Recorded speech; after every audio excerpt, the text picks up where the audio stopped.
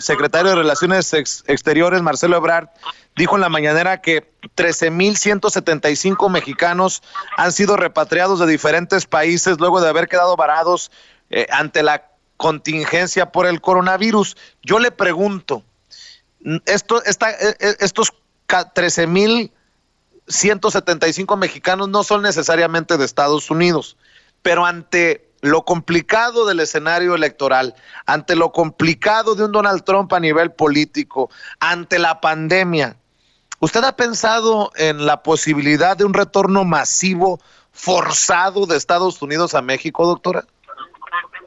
Sí, Vicente, hay que separar los temas. Mira, a lo que se refiere Marcelo Ebrard es a todas estas personas que por alguna razón, mexicanos radicados en el país, estaban en el extranjero, en algún punto del planeta, y que los agarró el cierre unilateral, ojo, que hizo Donald Trump del espacio aéreo y que en cascada empezaron a seguir todos los otros gobiernos. Es impresionante, ¿eh? Ese 14 de marzo no se nos puede olvidar, Vicente, porque va a pasar a la historia.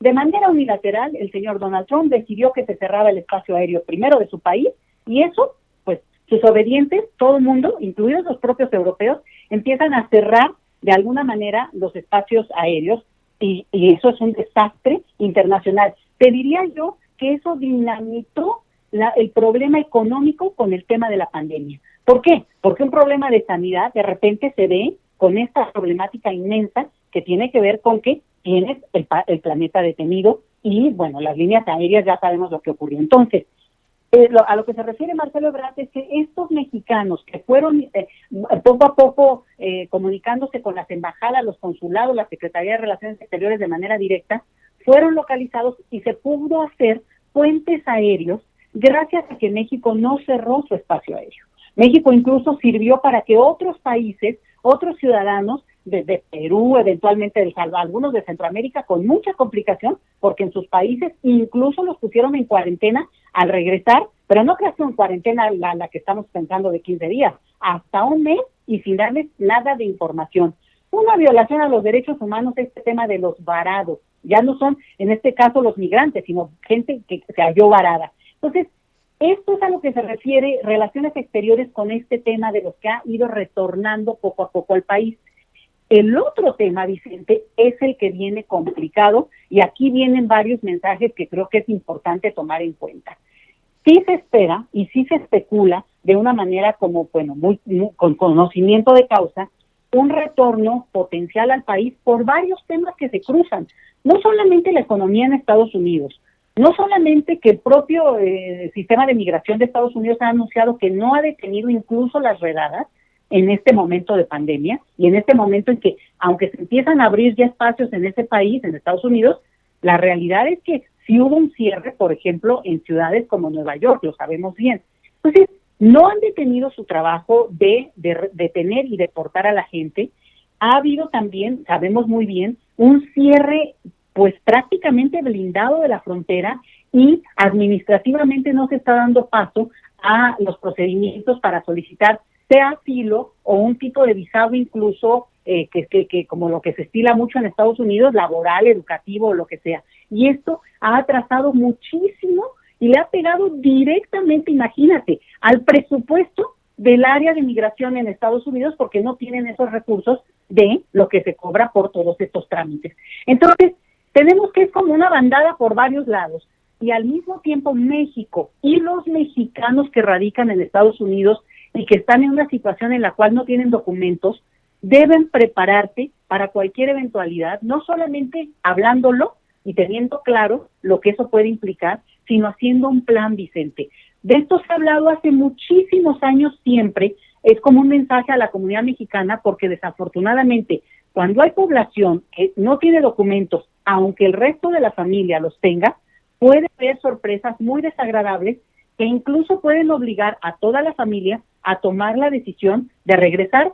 Y digo, es una decisión forzada porque no es deseada, no es planeada por el gusto de hacerlo. Cuando lo es, bueno, pues es un placer. Pero el problema es que aquí estamos enfrentando un tema de retorno forzado.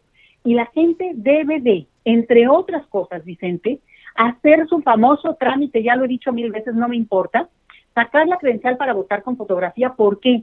porque es el único documento que se acepta en México para todo, aunque no es documento de identidad, es el que se acepta y hay una pelea ahí detrás del tema para que sea eventualmente ya el documento de identidad y dejemos de gastar en otro nuevo documento. Pero eso lo pongo aparte.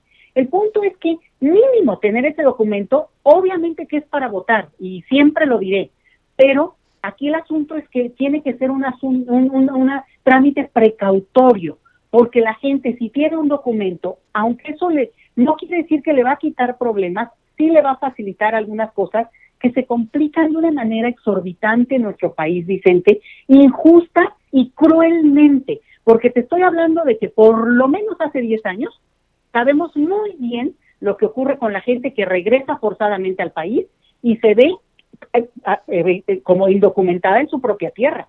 ¿Por qué? Entre otras cosas, porque el sistema no se ha acoplado a ese retorno, pero también porque la gente si cuenta con un documento como el que yo señalo, le va a facilitar un poco en tanto que vaya resolviendo una situación que, bueno, más allá de su propio deseo, se le pudiera imponer.